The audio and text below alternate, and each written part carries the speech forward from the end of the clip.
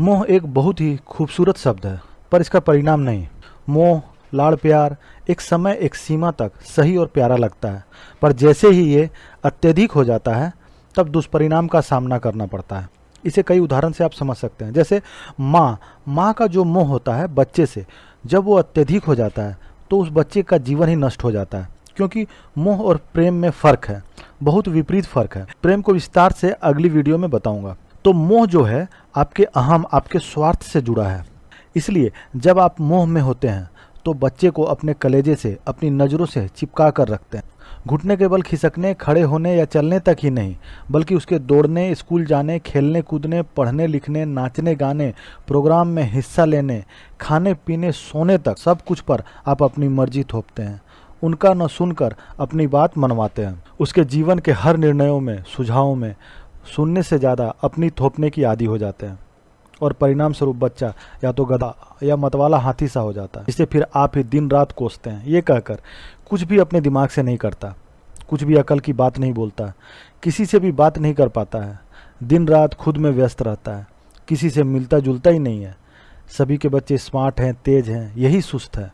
इस तरह की न जाने कितनी सारी बातें उसे कोसते रहते हैं, जबकि आप उसके स्कूल बैग कैरी करने से लेकर उसे स्कूल छोड़ने लाने, कोचिंग में साथ, प्लेग्राउंड में, हर बात में आप उसे चिपकाए रहते हैं।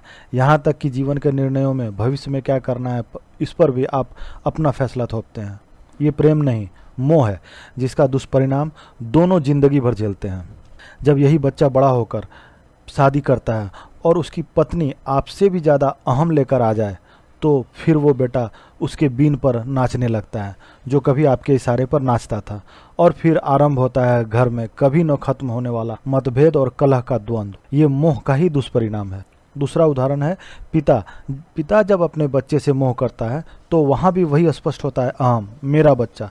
जब वो बड़ा बनता है, नाम कमाता है, तो वो उसे दिल से लगाए रखते हैं, हर वक्त उसकी बातें, उसका जिक्र और सानिध्य बनाए रखते हैं। लेकिन अगर वही बेटा कोई गुनाह करता है, चोरी डकैती करता है, तो पिता स्पष्ट इनकार करते हैं, ये मेरा बेटा नहीं है, हमसे इसका कोई वास्ता नहीं है।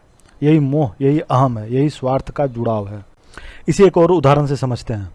जब कोई लड़का किसी लड़की से प्यार करता है, उसके लिए सब कुछ करने के लिए तैयार रहता है, उसकी परछाई बनकर चलता है, उसकी थोड़ी सी भी तकलीफ उससे बर्दाश्त नहीं होती, पागलों की तरह उसके हर पल में शामिल होना चाहता है, शामिल रहता है, दुनिया की हर खुशी उसकी एक मुस्कुराहट के लिए देने को तैयार है, उसे खरोच भी आ जाए तो वो दर्द का अनुभव करता है। लेकिन वही लड़की जब किसी कारणवश उसका साथ छोड़ती है या अलग होती है, तो वो उसे जान से मारने तक उतारू हो जाता है, उसे खत्म कर देने के मंसूबे बनाता है, उस पर तेजाब छिड़कना चाहता है, बर्बाद करना चाहता है, जानवरों जैसी हरकत पर उतर जाता है।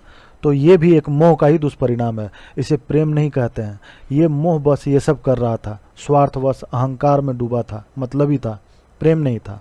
प्रेम में बंधन नहीं होता, स्वच्छंदता होती है, अहंकार नहीं होता, करुणा होती है।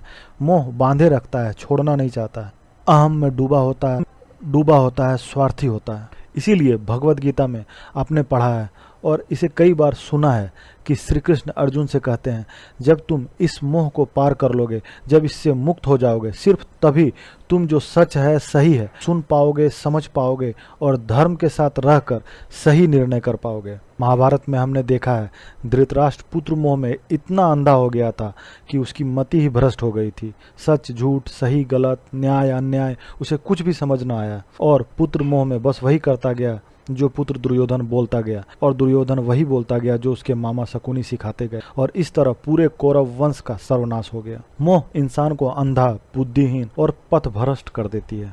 इसलिए जब मोह से मुक्त होंगे, सिर्फ तब आपके भीतर करुणा, दया, क्षमा, शांति, सुख और प्रेम का समागम होगा। Thank you so much. अगली मुलाकात के लिए सब्सक्राइब करना न भूलें।